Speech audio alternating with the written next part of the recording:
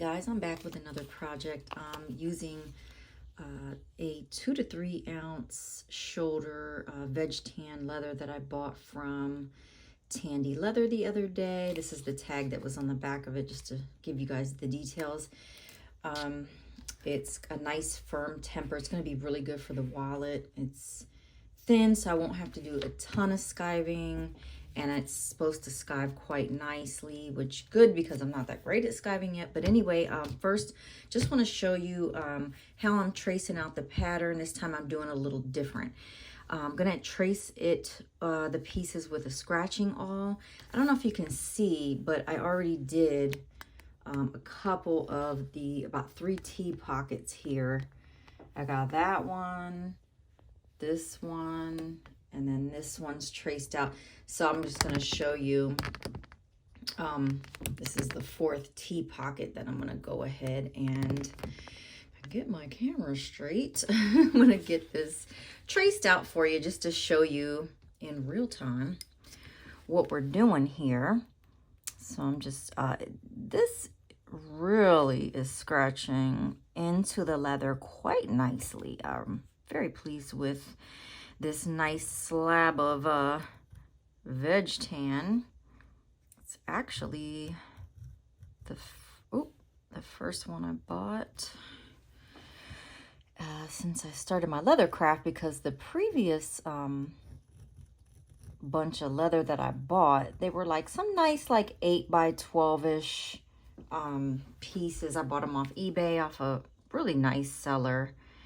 And they were, I think, full grain, no, top grain, but they were like floppy, you know what I mean? So they had like, see, this is what happened when I'm talking too much. Gotta trace this better. We're kind of floppy and not easy to skive.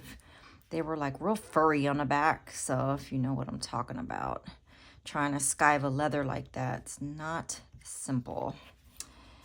So anyway, this is just to show you how that's coming out, and then I'm gonna go ahead then, once I'm done tracing out all the pieces, because I have several more to go. Let me zoom out here. I have several more to trace out. Once I'm ready to cut them out, I will come back and just show you how I'm doing that part. So now we're ready to cut out our pieces. And I'm going to use my cork back ruler. I have a box cutter here, and I also have an X-Acto style knife. All right, so let's see. I may start with this. This one's pretty thick, so I think I'm going to start with this skinny one. I think I can get a little closer to the lines. I'm just going to, actually, you know what? I'm going to just cut these out rough cut. And then I'll refine the edges like once I get the pieces out. Okay, so I'll show you what I'm talking about. Let me see. Okay, maybe like more cut. Okay, so got that, and let's cut.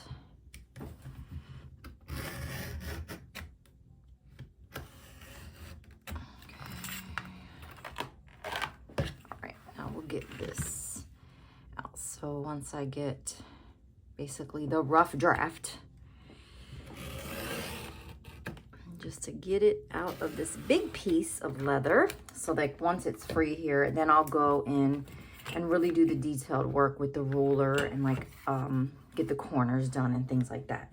So that's what I'm going to do for the rest of the pieces. Once I'm ready to refine the cutout pieces, you know, really get all the excess off, I will come back and then I will show you how I do that. Right. So I got the pieces all cut out. I didn't like want to bore you with the details of just, you know, cutting all the pieces. I think you kind of get the gist by now. So I want to show you how I'm skiving the T pockets. Originally I was going to use this. This is my Olfa skiving / utility knife, and I really like it, but it can sometimes get caught and like snag, and I don't want to take a chunk out. So I actually forgot to put this in my tool haul, but I had this for probably 15 years. It says it's made in Germany, And I got it at one of those nail supply stores forever ago for like $5. And then I took some tools to try to bend it a little more at an angle so that I could use it for this, because I don't use it for my feet anymore. I haven't done that in years. And anyway, I still had the box of blades and everything. So here we go. I actually have found that this works quite well, especially on this particular leather, because it's nice, medium firm temper, and it is really skiving it nicely. And I feel like I have a good bit of control, whereas when I use this, it's a little more clunky. It's kind of messier. I have to constantly do that. With this, I can skive quicker. Just do that to get the excess off. And if you get a snag, you just kind of go that way, like the opposite way, so you don't, you know, put a ding in there. But look how nice that's skiving. I mean, that's really doing a great job.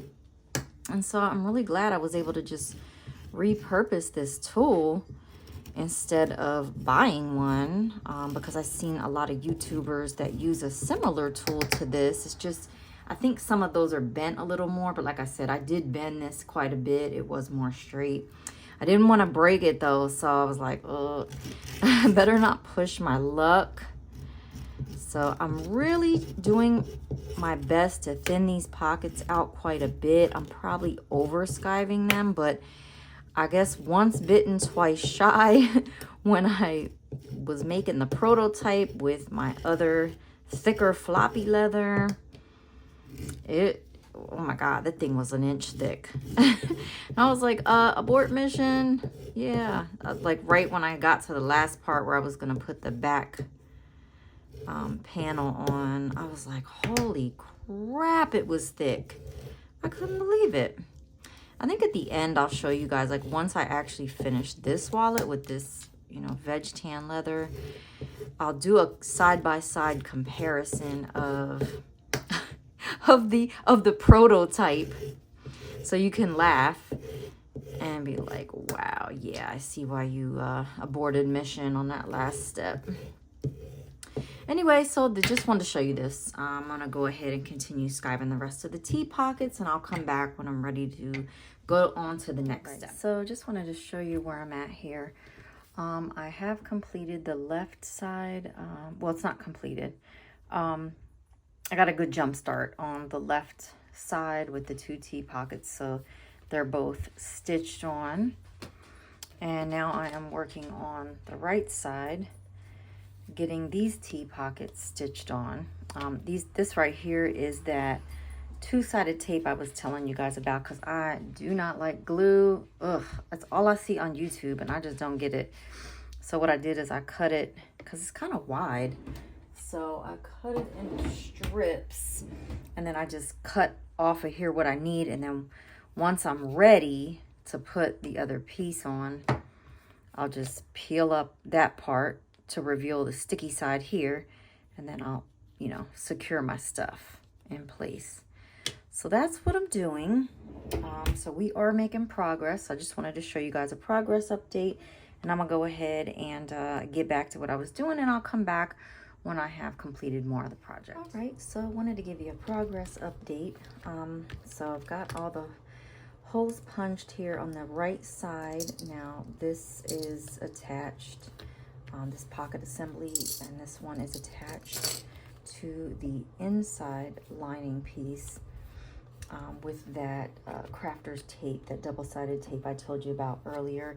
And then what I do is, as you saw, is I use these binder clips to just keep it stable as I work with each side until I'm done getting the holes punched and everything, so it doesn't shift around by mistake. But I want to show you these new toys of mine. I just got new tools to add to the arsenal. They are called positioning needles. Before I knew these existed, I was using, oh my gosh, safety pins, and they didn't work so well. because like first I tried regular, you know, just pins, like, you know, that you use when you're holding material until you're like while you're sewing it, but that kept sticking me. And then the safety pins, you know, things were sliding around. So I got these, and so I got a set of, there's 6 here. You got 3 long ones and 3 shorter ones. And this is the first time I'm going to be using these, and I thought we could do this together. So you have to looks like you have to unscrew it from the top. Wow, that takes a while. My goodness. And then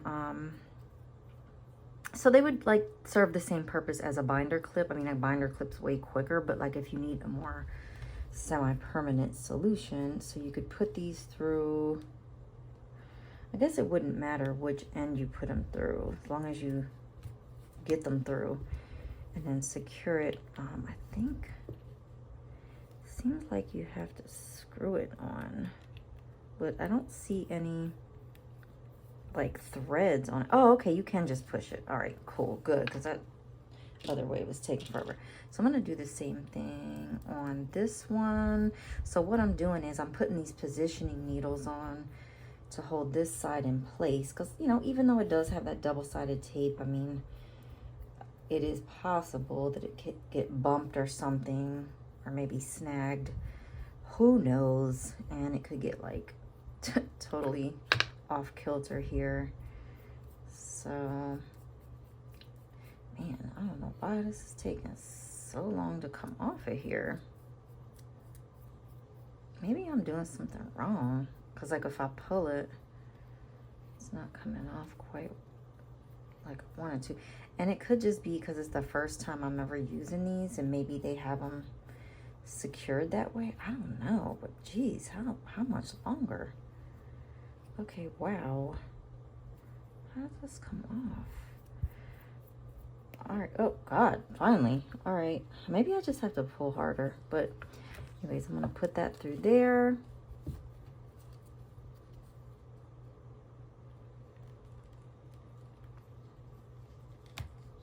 Okay, push that on.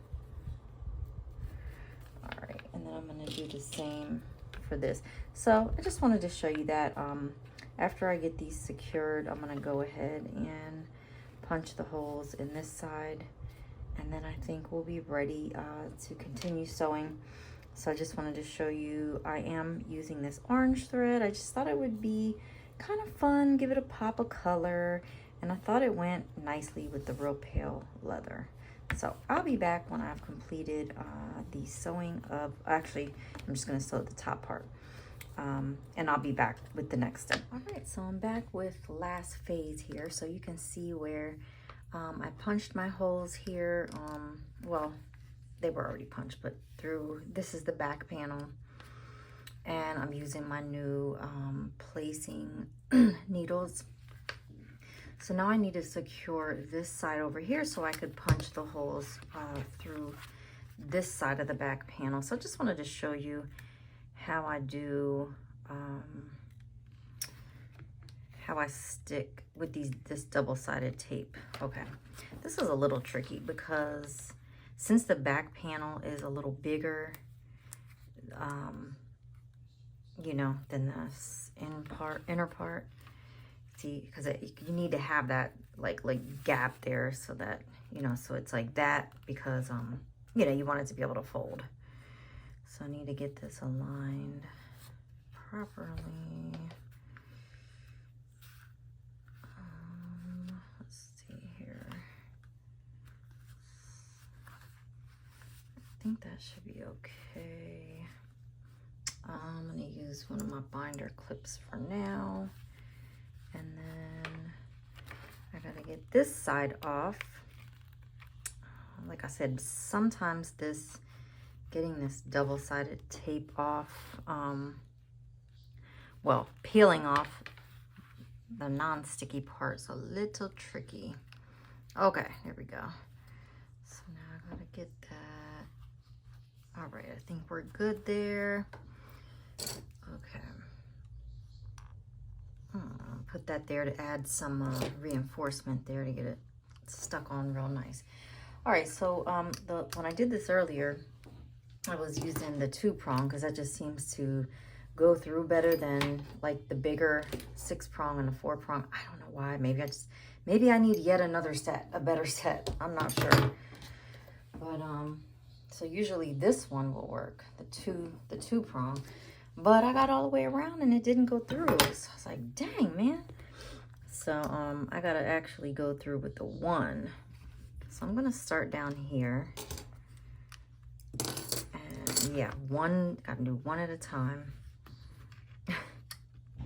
So that's what we're gonna do. I'll just give you a little preview here. Oop, here's me in the camera, as usual. Okay, this thing gets really stuck in here too, because the leather's so thick.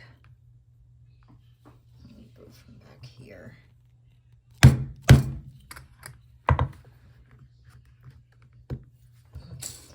Anyway, just wanted to give you, you know, just a quick preview. So once I get all these done so that the holes are in the back, I will come back when I'm finishing up with the stitching. Okay, the moment I've been waiting for. The wallet is completed. I just burnished the edges. I don't know if you can see. There is somewhat of a little shine on the edge like it's supposed to be.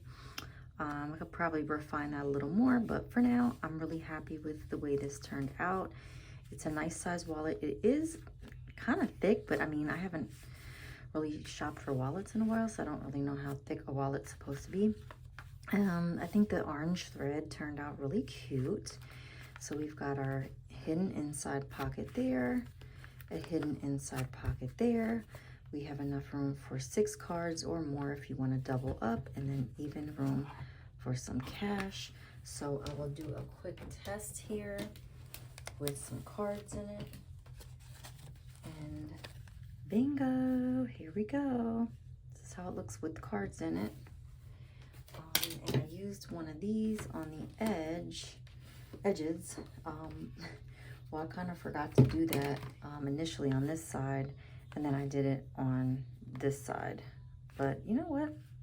I don't really see much of a difference. So, like, this is an okay one. This is the one that came with the Amazon kit. But I will tell you, I really like these placing needles. These were awesome to use for this project, and I will be getting a lot of use out of these in the future.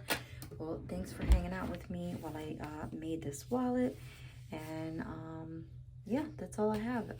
I think I might switch over to this as a daily wallet because it's nice and compact, and it'll hold all the cards and cash that I need. So I did want to show you guys that this does not quite fit $1, like, you know, paper money. Like, it's a bit of, see how it doesn't quite spread out. Like, I mean, you could make it fit, but it's not like a smooth fit. So you could always just like fold your money like that. You know, maybe keep ones over here, bigger, you know, 1s and 5s, and then bigger bills over here. That will still be secure. So I just wanted to point that out. I could maybe next time make this just like maybe a ½ inch bigger, I think would be fine. So just something to think about if you make this. And as promised, I didn't want you to think I forgot. This is the prototype wallet. Look how thick this would have been. So I started out with this, okay, and I thought I was doing something. And then when I saw how it was going to be with the back piece, which as you can see, I never stitched it on there, I was like, oh my God, it's like 1 inch thick and I haven't even put anything in it. Check that out. Insane, right? Now, just for comparison, this is a little less, about a ½ inch thick, which I don't think is bad. I probably could skive them, like go a little crazier with skiving next time, make them a little thinner. But I'm pleased with this at a ½ inch. I'm okay with that. But bruh, 1 inch, like, nah. You look like a damn cheeseburger. So yeah, keep that in mind with your money, with your cash money, which I don't usually carry a lot of cash, but I do like to have a place to put my cash. So this, kind of annoyed by that, but it's okay because this was like I would say my first go around with like the right kind of leather. So it's okay. I will make this fit next time. But so far I really like it. All right, finished product. Here's the short video. So a couple things I noticed about this. The paper money pocket is not quite long enough. Like I could make it work to get, you know, dollar bills in there, but like see how it's not quite long enough. So what I did was I just folded it like that. I could do like small bills on the right, larger bills on the left, which I ain't got none right now. I literally just have $1. And so like as far as the cards, you can see how like this is like right at the top, and that's as far down as these will go, how they're like sticking out like that. And then this is the so-called hidden pockets where I have like my like insurance cards, stuff I don't really need on the forefront, stuff like that. But I mean, overall, I really do. I mean, I like it, but what I'm gonna do next time is I already printed out the pattern again. So I'm gonna just like use a ruler, and I'm just gonna add like a small measurements to, you know, the length of the pockets, you know, to pretty much everything, so that it will be longer this way for dollar bills. And the pockets, these pockets, they're called T pockets, they're gonna be longer so the cards aren't sticking out so much. It's a really small tweak. I don't think it's gonna be that difficult to do, so I'm gonna work on that. But for the you know, first time with this pattern and stuff, you know, I'm happy how it came out. This is gonna like wear in pretty good over time. Yeah, so for now I'm gonna use it. I'm gonna break it in a little bit, and then when I make my next one out of my other good leather that's coming today, it's gonna be a real pretty cognac. I'm gonna do it with the tweaked pattern to make it basically bigger. So